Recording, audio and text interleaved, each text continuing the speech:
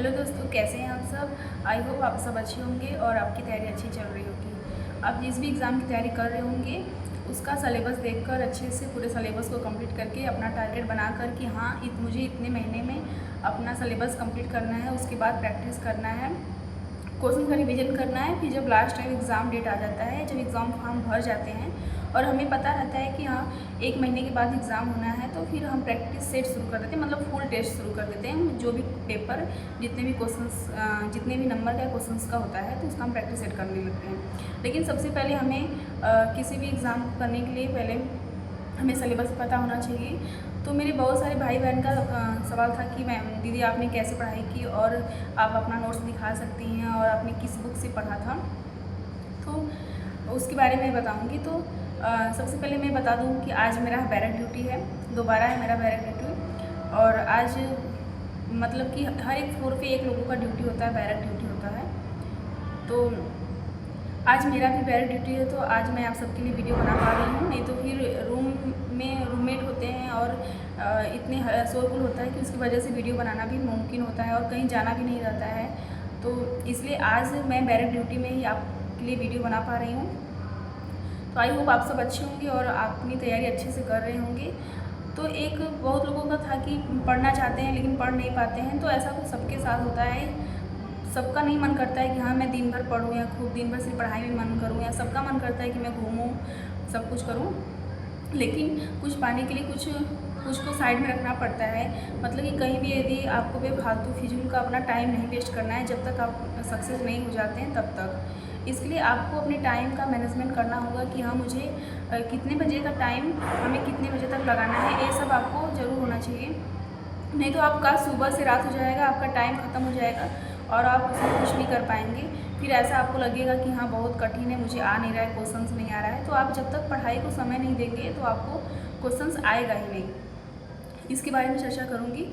यदि आप बिगनर हैं तो आप पहले, मैं बार बार वही कहूँगी कि पहले आप सिलेबस को कंप्लीट कीजिए। हर एक टॉपिक को पहले नोट्स बनाइए। आपको जैसे अब जब नोट्स बना रहे हैं, आपको जो क्वेश्चंस आ रहे हैं आप उसको नोट मत कीजिए, क्योंकि नोट करेंगे, जो आपको क्वेश्चंस आ रहे हैं आप नोट करेंगे तो टाइम जा सकता है।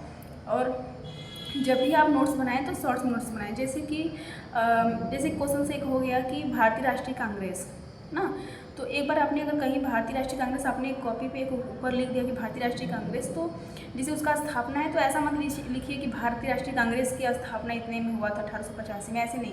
सिर्फ स्थापना लिखिए, फिर 1885 लिखिए, कहाँ स्थान लिखिए, मुंबई लिखिए। अब नहीं, ऐसा नहीं कि क्योंकि मेरी सिस्टर थी वो, उसका मैंने एक दिन नोट्स देखा तो मतलब कि पूरे डिटेल में था, लेकिन लॉन्ग में था कि हाँ भारतीय राष्ट्रीय कांग्रेस स्थापना इतने में हुई थी, इसका जो कहाँ पे हुआ था तो लिखी थी कि भारतीय राष्ट्रीय कांग्रेस की स्थापना मुंबई में हुआ था, किस विश्वविद्यालय में हुआ, तो ऐसे लिखी थी। तो मैंने उसको भी बताया कि ऐसे नहीं लिखना है।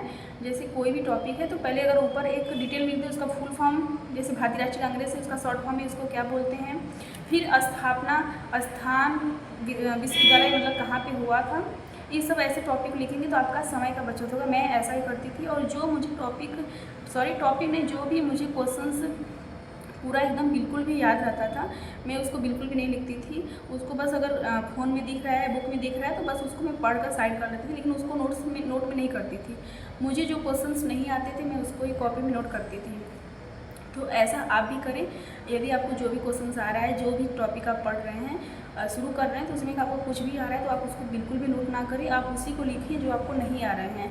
और जब भी आप लिखें शॉर्ट्स में बनाएं, ऐसा नहीं कि लॉन्ग में लिखते जाएंगे और पेन चेंज करते जाएंगे तो आपका लिखने में ही समय चल जाएगा। बहुत लोग को मैं देखती हूँ कि रेड पेन, ब्लू पेन, ये सब 5-6 कलर का पेन यूज करते हैं हाईलाइन करने के लिए। तो आप 2 पेनों का यूज भी कर सकते हैं, क्योंकि आप जितने भी पेन से लिखेंगे उतना ही आपको एक में रखने में, लिखने में, ऐसे में टाइम जाता है।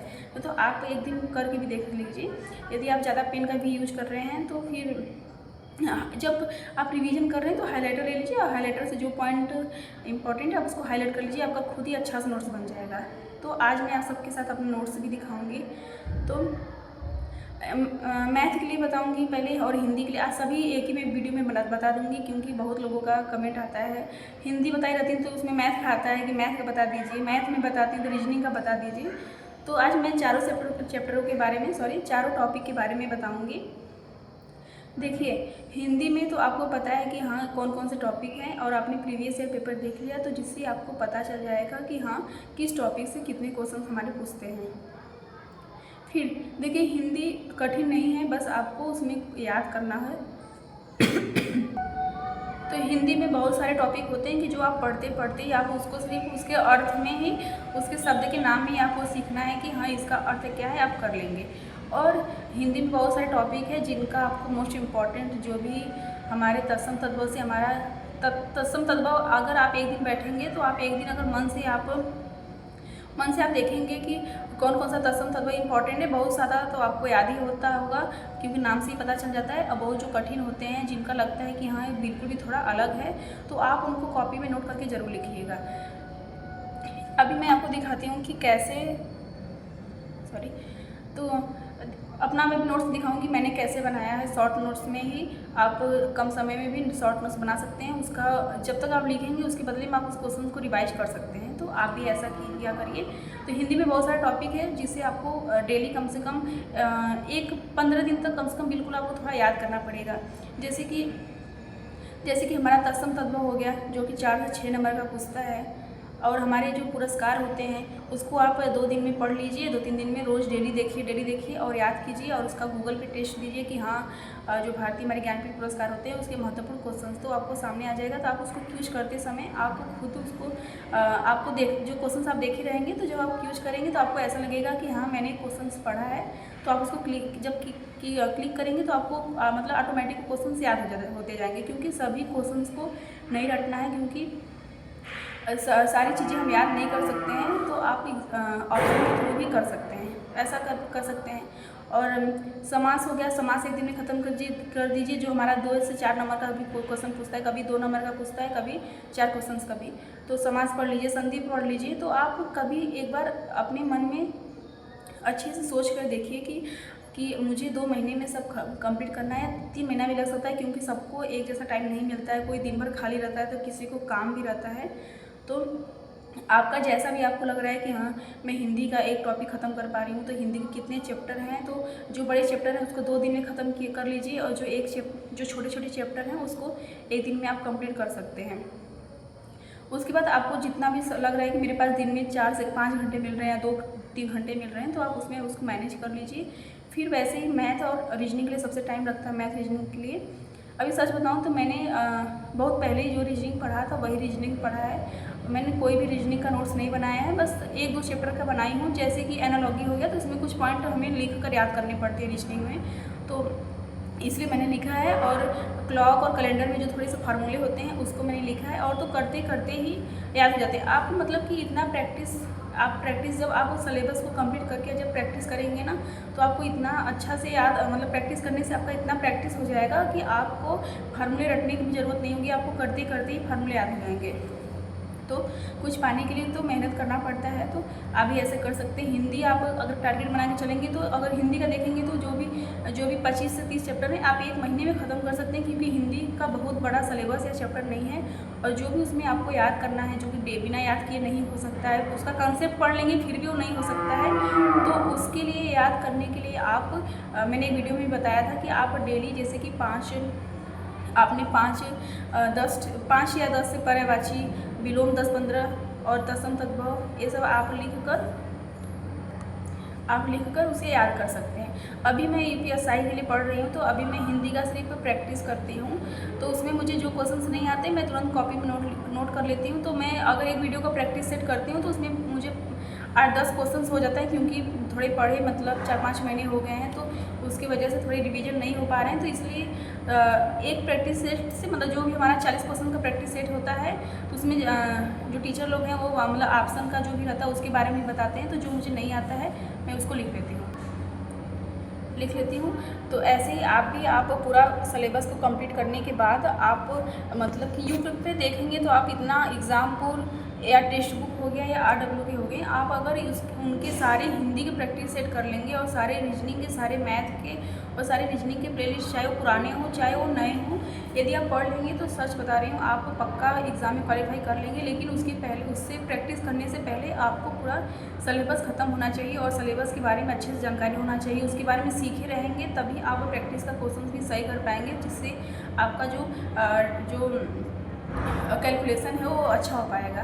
तो ऐसे ही मैंने किया था कि पहले मैंने पूरे सिलेबस को कंप्लीट किया था। उसके बाद जो भी यूट्यूब पे वीडियो मिलता था मतलब प्लेलिस्ट ढूंढने के बाद वो मैं पढ़ लेती थी, उसको वीडियो को सेव करके रख लेती थी और अपने मन में सोच लेती थी कि हाँ आज मुझे जब मेरा लास्ट टाइम था कि आज सिलेबस ख़त्म करने के बाद कि आज मुझे एक हिंदी का चैप्टर प्रैक्टिस सेट, एक जीके जीएस का और एक मैथ का और एक रीजनिंग का इतना ख़त्म करना है। तो मैं दिन भर में वो ख़त्म करती थी और उसमें से जो क्वेश्चंस नहीं आते थे मैं कॉपी पे नोट कर लेती थी और भी शॉर्ट्स में राइटिंग चाहे जैसे ही मतलब लिख लेती थी कि मुझे खुद समझ में आ जाए। फिर उसके बाद जो भी टाइम मिलता था मैं उस क्वेश्चन को पढ़ लेती थी, फिर 1-2 दिन के बाद होता था फिर पढ़ लेती थी।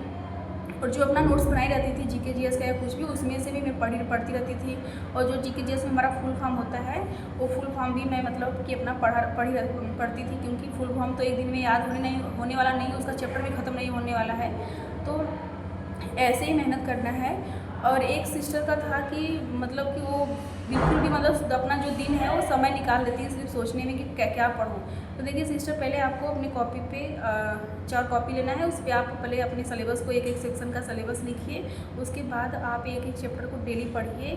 फिर देखिए आपके नंबर में और आपकी जो पढ़ाई में है उसमें आप ऑलरेडी इंक्रीज करेंगी। तो ऐसे ही आपको करना है और ऐसे मैंने भी किया था।